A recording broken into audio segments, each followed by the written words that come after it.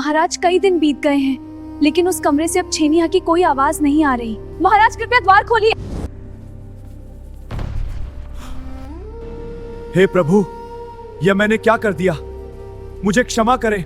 अब मैं और जीवित नहीं रहना चाहता। मुझे मृत्यु दे दो प्रभु, मुझे मृत्यु दे दो।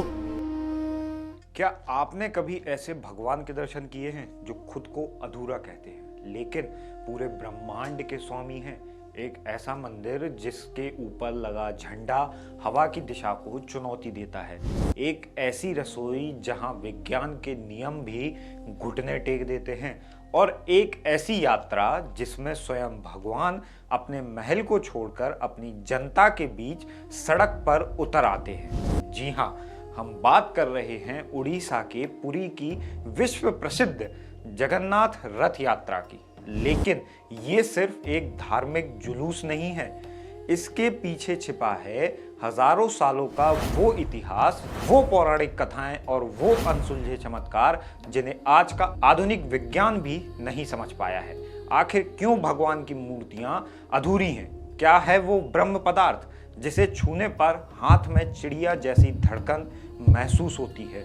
और क्यों भगवान हर साल अपनी मौसी के घर जाते हैं? आज की इस स्पेशल रिपोर्ट में हम जगन्नाथ धाम के हर उस रहस्य की परत खोलेंगे जिसे जानकर आपकी रूह कांप जाएगी।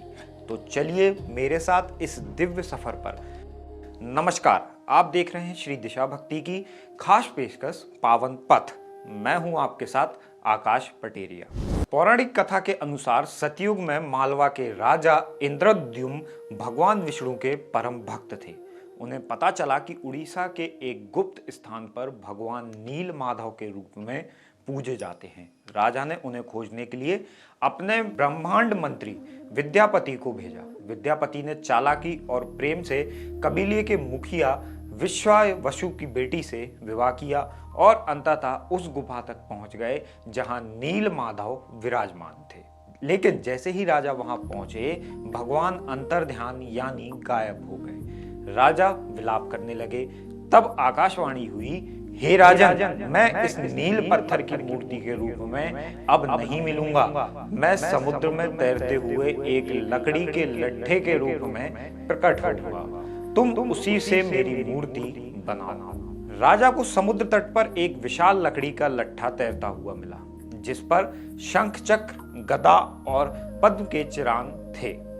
लेकिन समस्या यह थी कि राजा के सबसे शक्तिशाली सैनिक और हाथी भी उस लकड़ी को हिला नहीं पा रहे थे।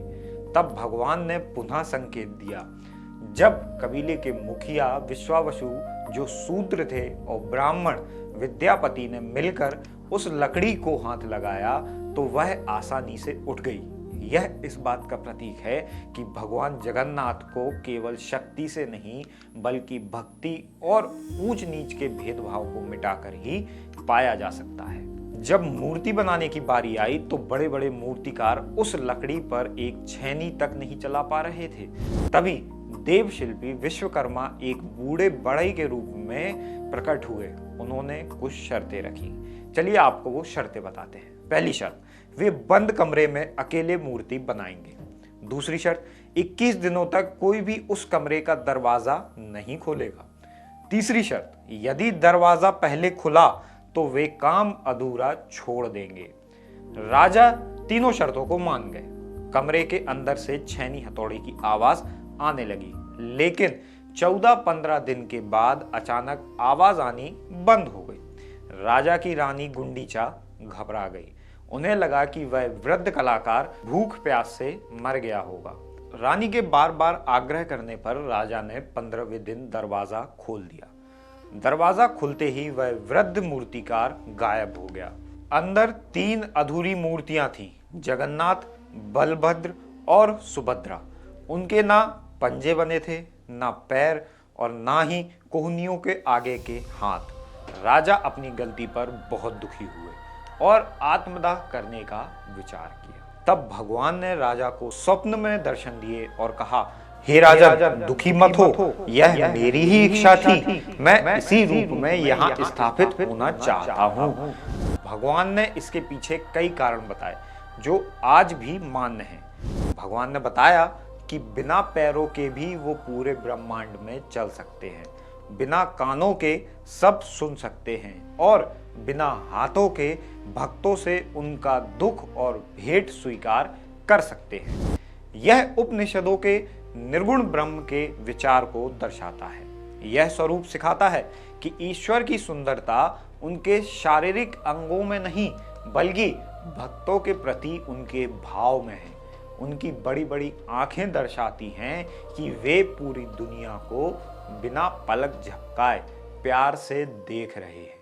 यह स्वरूप यह भी संदेश देता है कि कलयुग में मनुष्य के पास पूर्णता की कमी होगी, फिर भी भगवान उन्हें वैसे ही स्वीकार करेंगे जैसे वे हैं। अब आपको बताते हैं कि जगन्नाथ मंदिर का सबसे बड़ा रहस्य मूर्तियों के अंदर मौजूद ब्रह्म पदार्थ है। लकड़ी की ये मूर्तियां हर 12 या 19 साल में बदली जाती हैं, लेकिन पुरानी मूर्ति से नई मूर्ति में एक चीज कभी नहीं बदलती, वह है ब्रह्म पदार्थ। अब सवाल ये कि आखिर क्या है ब्रह्म पदार्थ। कई लोग मानते हैं कि यह भगवान श्री विष्णु के हृदय का अवशेष है जो आज भी जीवित अवस्था में है। कुछ इसे बौद्ध अवशेष या कोई अत्यंत शक्तिशाली ऊर्जा का स्रोत मानते हैं। जब यह पदार्थ पुरानी मूर्ति से नई मूर्ति में डाला जाता है तो पूरी शहर की बिजली काट दी जाती है। मंदिर के चारों ओर सुरक्षा का कड़ा घेरा होता है। जो पुजारी यह कार्य करता है उसकी आंखों पर पट्टी बांध दी जाती है और हाथों में दस्ताने होते हैं। पुजारी का कहना है कि उन्होंने उस पदार्थ को कभी देखा नहीं, लेकिन उसे हाथ में लेने पर वह उछलती हुई चिड़िया जैसा महसूस होता है। मान्यता है कि यदि कोई उसे देख ले तो उसकी मृत्यु हो सकती है। अब आपके मन में सवाल आएगा कि मूर्ति बदलने की जरूरत क्या है। तो आपको बता दें कि मूर्तियां लकड़ी की हैं, इसलिए वे समय के साथ खराब हो सकती हैं। इसलिए एक निश्चित समय के बाद उन्हें बदला जाता है। जिन नीम के पेड़ों से मूर्तियां बनती हैं वे साधारण नहीं होते। उन पर शंख चक्र के निशान होने चाहिए, पेड़ के पास सांपों का बिल होना चाहिए और उस पेड़ पर कोई पक्षी या घोंसला नहीं होना चाहिए। वहीं जो पुरानी मूर्तियां होती हैं उन्हें कोयली बैकुंठ में सम्मान के साथ दफनाया जाता है, जैसे किसी मनुष्य का अंतिम संस्कार किया जाता है। आपको बता दें, रथ यात्रा के पीछे एक और सुंदर कथा है जो द्वापर युग और कृष्ण के प्रेम से जुड़ी हुई है। माना जाता है कि जब भगवान कृष्ण द्वारका में राजा बन गए तब भी उनका मन वृंदावन की गलियों और गोपियों के प्रेम में लगा रहता था। एक बार उनकी रानियों ने माता रोहिणी से कृष्ण की वृंदावन की लीलाओं के बारे में सुनने का आग्रह किया। माता रोहिणी ने सुभद्रा को दरवाजे पर पहरा देने के लिए खड़ा कर दिया ताकि कृष्ण और बलराम अंदर ना आ सके। जैसे ही रोहिणी माता ने कृष्ण के प्रेम की कथा सुनानी शुरू की, सुभद्रा और फिर पीछे से आए कृष्ण और बलराम उस प्रेम रस में इतने सराबोर हो गए कि उनके हाथ पैर गलने लगे और आंखें बड़ी बड़ी हो गईं। इसी समय देव ऋषि नारद वहां पहुंचे और भगवान के इस भाव विहल रूप को देखकर प्रार्थना की कि प्रभु आप इसी रूप में संसार को दर्शन दें। अब जैसा कि आप जानते हैं, भगवान जगन्नाथ, उनके बड़े भाई बलभद्र और छोटी बहन सुभद्रा रथों पर सवार होकर अपनी मौसी के घर गुंडीचा मंदिर जाते हैं। लेकिन क्या आपने कभी सोचा है कि वो वहां क्यों जाते हैं? इसका कोई धार्मिक महत्व है या कुछ और? चलिए जानते हैं। आपको बता दें कि सबसे प्रमुख मान्यता राजा और उनकी पत्नी रानी गुंडीचा से जुड़ी हुई है। जब भगवान जगन्नाथ की मूर्तियों का निर्माण हो रहा था तो रानी गुंडीचा ने ही राजा से आग्रह करके कमरे का दरवाजा खुलवाया था। वो भगवान को अपने पुत्र के समान मानती थी। रानी की अगाध भक्ति को देखकर भगवान जगन्नाथ ने उन्हें वरदान दिया था कि वे वर्ष में एक बार उनके घर गुंडीचा मंदिर जरूर आएंगे। चूंकि रानी गुंडीचा ने भगवान के स्वरूप को प्रकट करने में माता जैसी भूमिका निभाई थी, इसलिए उन्हें लोक परंपराओं में मौसी यानी माँ की बहन के समान दर्जा दिया गया है। इसी कारण उनके मंदिर को मौसी का घर कहा जाता है। 9 दिन की इस यात्रा की एक और कहानी है, चलिए आपको वो भी बताते हैं। मुख्य जगन्नाथ मंदिर को द्वारका का प्रतीक माना जाता है। यहाँ भगवान राजराजेश्वर यानी ब्रह्मांड के स्वामी के रूप में ऐश्वर्य और नियम कायदों के बीच रहते हैं। गुंडीचा मंदिर को वृंदावन का प्रतीक माना जाता है। कृष्ण भले ही द्वारका के राजा बन गए थे, लेकिन उनका हृदय हमेशा वृंदावन की गलियों, गोपियों और राधा रानी के प्रेम के लिए व्याकुल रहता था। रथ यात्रा वास्तव में कृष्ण की द्वारका से वृंदावन की प्रतीकात्मक यात्रा है। वे अपने भव्य महल के अनुशासन को छोड़कर 9 दिन के लिए अपनी पुरानी यादों और निश्चल प्रेम के बीच रहने जाते हैं। अब सवाल ये कि इन 9 दिन गुंडीचा मंदिर में क्या होता है, तो आपको बता दें भगवान जगन्नाथ, बलभद्र और सुभद्रा जी गुंडीचा मंदिर में 9 दिन बिताते हैं। इस दौरान वहां का माहौल मुख्य मंदिर से बिल्कुल अलग होता है। गुंडीचा मंदिर के सिंहासन को अड़प मंडप कहा जाता है। ऐसी मान्यता है कि अड़प मंडप पर भगवान के दर्शन करना मुख्य मंदिर में दर्शन करने से 10 गुना अधिक पुण्यकारी है। यहाँ भगवान को कोई राजसी डर या नियम नहीं होता। वे यहाँ एक अतिथि और प्रिय संबंधी के रूप में रहते हैं। यहाँ का महाप्रसाद भी विशेष माना जाता है। इस परंपरा में एक बहुत ही रोचक और मानवीय मोड़ आता है, जिसे हेरा पंचमी कहते हैं। यह इस मौसी के घर जाने की कहानी को और भी जीवंत बना देता है। जब भगवान जगन्नाथ अपने भाई और बहन के साथ मौसी के घर चले जाते हैं, तो वे अपनी पत्नी लक्ष्मी जी को मुख्य मंदिर में ही छोड़ जाते हैं। 5 दिन बीत जाने के बाद देवी लक्ष्मी को बहुत गुस्सा आता है। लक्ष्मी जी अपने सेवकों के साथ गुंडीचा मंदिर पहुंचती हैं। वहां वे देखती हैं कि भगवान आराम से मौसी के घर का आनंद ले रहे हैं। गुस्से में वे भगवान जगन्नाथ के रथ का एक टुकड़ा तोड़ देती हैं। भगवान के सेवक लक्ष्मी जी को मनाते हैं और वादा करते हैं कि प्रभु जल्द ही घर लौटेंगे। इसके बाद लक्ष्मी जी वापस चली जाती हैं। यह रस्म आज भी बड़े उत्साह से मनाई जाती है और यह रस्म दिखाती है कि भगवान और भक्त का रिश्ता कितना मानवीय है। आपको बता दें, भगवान जगन्नाथ केवल एक दिन की घटना नहीं, बल्कि यह महीनों तक चलने वाली प्रक्रियाओं का परिणाम है। आपको बता दें कि जिस रथ से भगवान भ्रमण पर निकलते हैं, उन रथों का निर्माण अक्षय तृतीया से शुरू होता है। इन रथों में किसी भी धातु यानी कीलों या पेंचों का उपयोग नहीं किया जाता। यह पूरी तरह लकड़ी और रस्सियों से बनते हैं।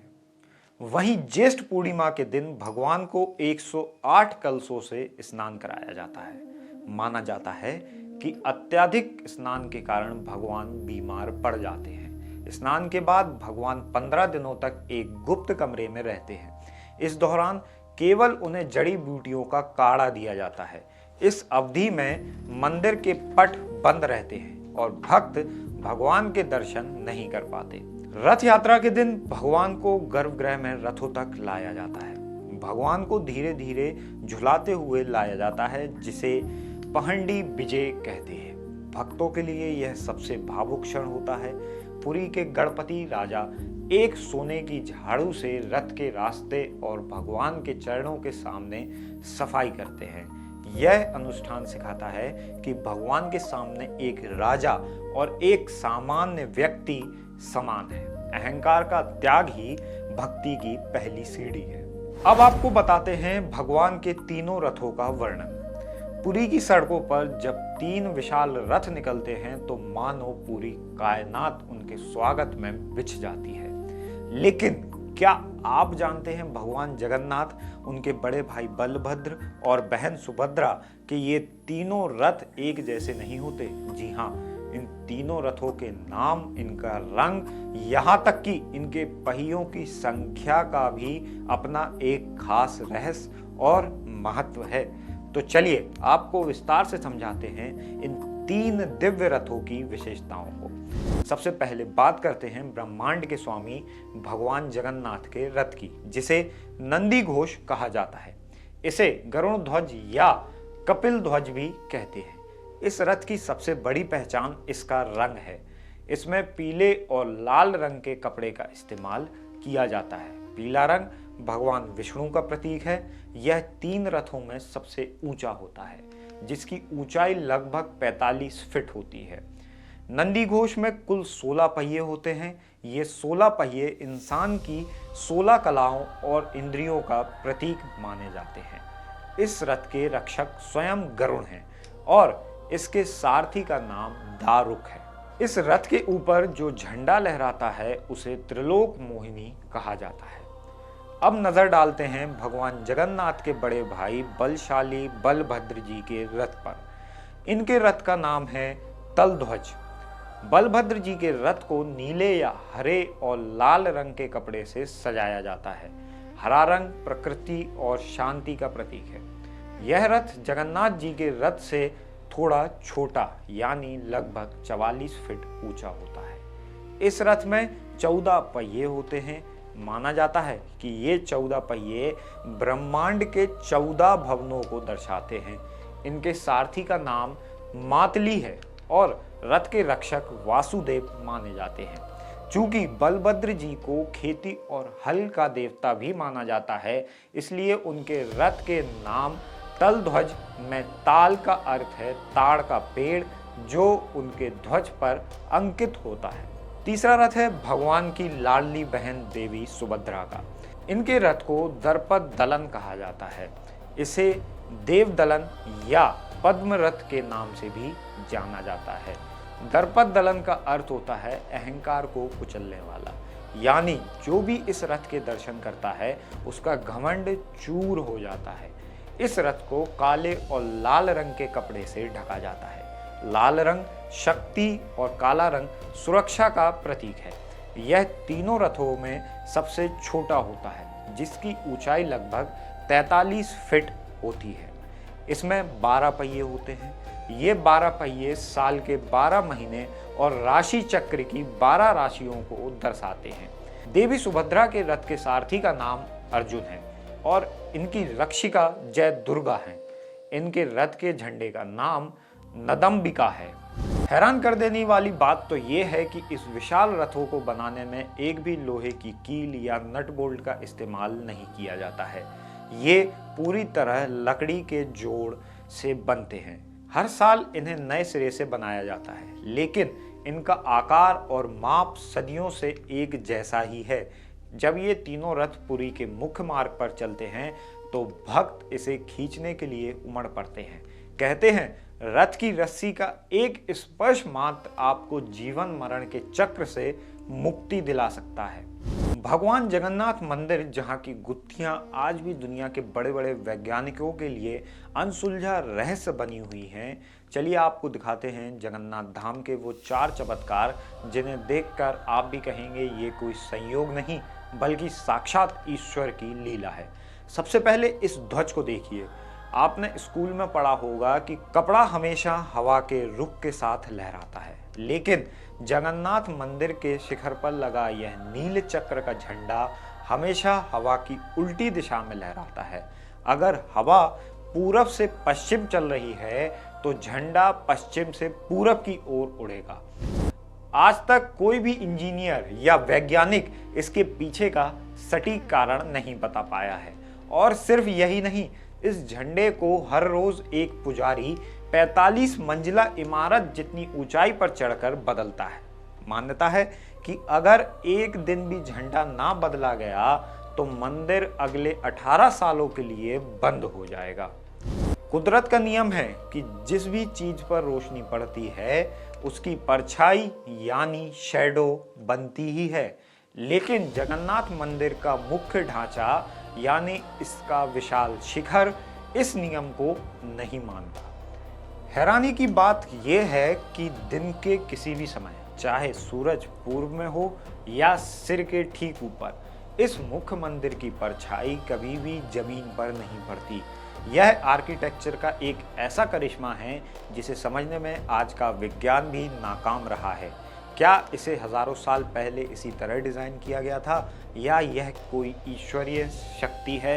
यह आज भी एक रहस्य बना हुआ है। अब बात करते हैं एक साउंड मिस्ट्री की। जगन्नाथ मंदिर समुद्र के बिल्कुल किनारे है जब आप मंदिर के बाहर खड़े होते हैं तो आपको लहरों का जबरदस्त शोर सुनाई देता है, लेकिन जैसे ही आप मंदिर के मुख्य प्रवेश द्वार, जिसे सिंह द्वार कहते हैं, उसके अंदर एक कदम रखते हैं, अचानक लहरों का शोर पूरी तरह गायब हो जाता है, मानो किसी ने म्यूट बटन दबा दिया हो। और जैसे ही आप उस द्वार से एक कदम बाहर निकलते हैं, शोर फिर से शुरू हो जाता है। शाम के समय यह अनुभव किसी चमत्कार से कम नहीं लगता। और आखिरी में वो रहस्य जो आपकी समझ को हिला देगा। भगवान जगन्नाथ की रसोई दुनिया की सबसे बड़ी रसोई मानी जाती है। यहाँ प्रसाद पकाने के लिए 7 मिट्टी के बर्तनों को एक के ऊपर एक रखा जाता है। अब विज्ञान क्या कहता है? जो बर्तन आग के सबसे करीब होगा उसका खाना पहले पकना चाहिए, लेकिन यहाँ उल्टा होता है। सबसे ऊपर जो बर्तन रखा गया है उसका खाना सबसे पहले पकता है, और सबसे नीचे जो बर्तन रखा गया है उसका खाना सबसे आखिरी में। यह कैसे संभव है? इसका जवाब किसी के पास नहीं है। तो दोस्तों, हवा के विपरीत उड़ता वो झंडा हो या वो गायब होती परछाई, ये सब हमें बस एक ही बात सिखाती है कि जहां इंसान का तर्क और विज्ञान खत्म होते हैं, वहीं से आस्था की सीमा शुरू होती है। भगवान जगन्नाथ रथ यात्रा सिर्फ लकड़ी के रथों को खींचने का नाम नहीं है। ये अहंकार को मिटाने और भगवान के सामने सबको एक समान मानने का उत्सव है। जब एक राजा सोने की झाड़ू लगाता है तो वो दुनिया को बताता है कि भगवान की नज़रों में कोई छोटा या बड़ा नहीं है। भगवान जगन्नाथ जी का वो अधूरा स्वरूप हमें सिखाता है कि हम जैसे भी हैं, भगवान हमें उसी रूप में स्वीकार करते हैं। हजारों साल बीत गए, इतिहास बदल गया, विज्ञान बदल गया, लेकिन आज भी जब पुरी की सड़कों पर जय जगन्नाथ का जय घोष होता है तो पूरी दुनिया थम सी जाती है। उम्मीद है आपको जगन्नाथ धाम की ये अनकही कहानी पसंद आई होगी।